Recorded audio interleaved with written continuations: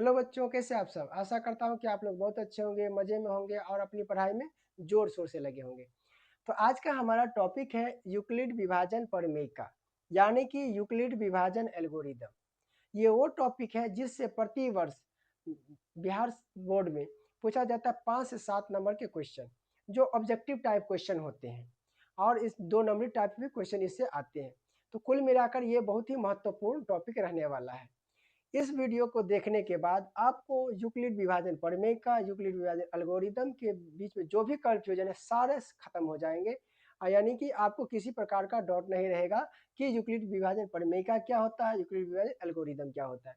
और अंत में इससे संबंधित कुछ महत्वपूर्ण प्रश्नों को देखेंगे, किस प्रकार से यूक्लिड विभाजन प्रमेय का उपयोग करके हम एचसीएफ निकालते हैं। तो चलिए शुरू करते हैं। तो इसको शुरू करने के लिए हम चलते हैं सबसे पहले शुरू में, यानी कि हम अपने बचपन के दौर में जब भाग सीखा करते तो भाग सीखते समय एक चीज हमने सीखा था, भाज्य बराबर होता है भाजक गुना भागफल जोड़ में होता है शेष। जोड़ में होता है शेष, यानी कि भाज्य बराबर भाजक गुने भागफल जोड़ शेष। ये हमेशा से, यानी कि जब से भाग सीखे तब से इस नियम को हम सीखते आ रहे हैं, पढ़ते आ रहे हैं। तो यूक्लिड विभाजन प्रमेय का कुछ नहीं है, बस यही है। एक यूनानी वैज्ञानिक थे जिसका नाम था यूक्लिड। वैज्ञानिक यानी गणितज्ञ। उसने इस विधि का उपयोग करके एचसीएफ निकालना सिखाया था। तो हम भी सीखेंगे शुरू से। तो यह भाज्य बराबर भाजक गुने भागफल जोड़ शेष, तो यही है यूक्लिड विभाजन प्रमेय का, और कुछ नहीं है। फॉर एग्जाम्पल एक हम कोई सवाल लेते हैं। यहाँ पर हमने 7 में 2 से भाग दिया, तो यहाँ पर होगा 2 तिया 6, एक यहाँ पर शेष बच गया। तो यहाँ पर ये क्या है, इसे हम कहते हैं भाज्य, इसे कहते हैं भाज्य, इसे कहते हैं हम भाजक, इसे कहते हैं हम भागफल, भागफल, और इसे कहते हैं हम शेष। इसे क्या कहते हैं, शेष। यूक्लिड जी ने क्या कहा था, ए बराबर बी क्यू प्लस आर। क्या कहा था, ए बराबर बी क्यू प्लस आर, यानी ए क्या है, ए भाज्य है, यानी ए क्या है, भाज्य है। यहाँ पर बी क्या है, वो भाजक है। क्यू क्या है, कोशियंट यानी भागफल है। आर क्या है, शेष है, और कुछ नहीं है, बस यही है।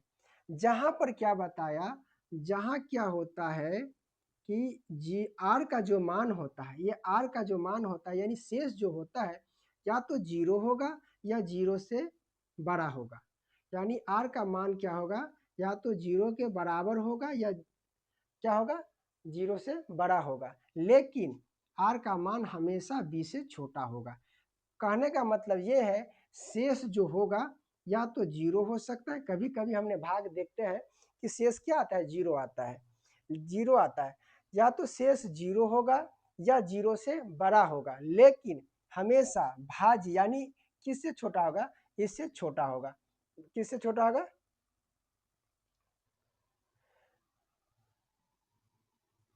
यानी कि इससे हमेशा क्या होगा, छोटा होगा। इससे बड़ा कभी शेष नहीं हो सकता, यानी 2 से बड़ा कभी भी शेष नहीं हो सकता। भाजक से बड़ा कभी भी शेष क्या होता है, बड़ा नहीं हो सकता। अब देखो यहाँ पर यही है, ए बराबर बी क्यू प्लस आर, यानी कि यहाँ पर ए आर जो होता है, आर का मान जो होता है 0 से बड़ा या बराबर होता है, लेकिन बी से हमेशा क्या होता है, छोटा। यहाँ पर जो भी मान आएगा, यानी बी अगर 2 है तो आर का मान क्या आएगा, या तो 0 आएगा या तो 1 आएगा, हमेशा इससे छोटा ही रहेगा, इससे बड़ा नहीं होगा। अगर कहीं बी का मान 4 है तो आर का संभावित मान क्या क्या आ सकता है, 0 आएगा, 1 आएगा, 2 आएगा, 3 आएगा, यानी इतना क्या आ सकता है, आर का मान आ सकता है। तो हमेशा क्या कहता है कि जो बी का मान होगा, आर का मान होगा, बी से हमेशा छोटा ही होगा, उससे बड़ा नहीं हो सकता। ठीक, यहाँ तक समझ में आ गया। चलते हैं आगे। तो कुल मिलाकर के हमने सीखा कि यूक्लिड विभाजन प्रमेय का क्या है। तो यूक्लिड विभाजन प्रमेय का है ए बराबर बी क्यू प्लस आर, जहाँ 0 का आर का मान जो होगा 0 के बराबर या बड़ा होगा, बी से छोटा होगा। अब कहता है कि यूक्लिड विभाजन एल्गोरिदम। तो एल्गोरिदम क्या है, कुछ नहीं है, इसी को जब हम एचसीएफ निकालते हैं तो इसी पैटर्न को हम बार बार उपयोग करते हैं, उसी पैटर्न को हम कह देते हैं एल्गोरिदम। यानी कि यूक्लिड विभाजन प्रमेय का यानी इस पैटर्न को बार बार उपयोग करते हैं, बार बार पैटर्न को लिखते हैं, उसे ही हम कहते हैं यूक्लिड विभाजन एल्गोरिदम। फॉर एग्जाम्पल यहाँ पे एक एग्जाम्पल दिया गया है कि कह रहा है कि निम्नलिखित संख्याओं का यूक्लिड विभाजन प्रमेयिका का उपयोग करके एचसीएफ यानी कि मौसो ज्ञात करें। यानी कि इसका हमें मौसो यानी एचसीएफ ज्ञात करना है, वो भी किस विधि से, इस विधि से। तो कैसे बनता है ये देखते हैं। तो इस दोनों संख्या में जो सबसे बड़ा होता है उसे हम मानते हैं ए, और जो सबसे छोटा होता है उसे मानते हैं हम बी। यानी कि यहाँ पर इसमें पहला सवाल ये क्या कह रहा है, 205 और क्या है 40। तो यहाँ पर क्या हो जाएगा, ए बराबर हो जाएगा 205 और बी बराबर हो जाएगा 40। अब इसका उपयोग करेंगे तो लिखेंगे क्या, ए बराबर बी क्यू प्लस आर लिखा हुआ है, तो ए बराबर यहाँ पर लिखेंगे 205 बराबर में क्या होगा 40। अब 40 के साथ क्यू नहीं है, आर नहीं है, यानी 40 के साथ कितने से गुना करें कि इसके पास आए या इसके बराबर हो जाए।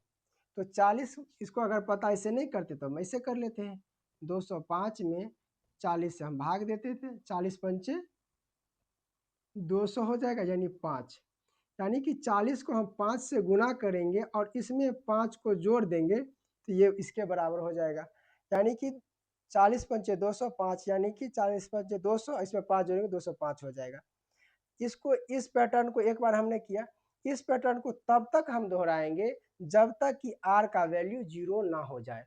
तो फिर से इसको हम क्या बना लेंगे, ए बना लेंगे। इसको फिर से यहाँ हम लिखते हैं, लिखेंगे 40 बराबर, अब यहाँ इसको बना लेंगे हम क्या, बी बना लेंगे, तो हो जाएगा 5। अब 5 में किस संख्या से गुना करें या तो 40 हो जाए या उसके आसपास आए, तो यानी कि उसमें क्या हो जाएगा 8, 8 पंचे 40 यानी कि 0, क्या हो जाएगा 0, यानी कि आर का वैल्यू क्या हो गया 0। तो यानी कि आर का वैल्यू 0 करने के लिए बी का मान कितना रहा, 5 रहा। तो यानी कि यही हो गया इसका एचसीएफ। यहाँ लिखेंगे, यहाँ आर बराबर 0 के लिए, आर बराबर 0 के लिए बी का मान कितना है 5, बी का मान 5 है। अतः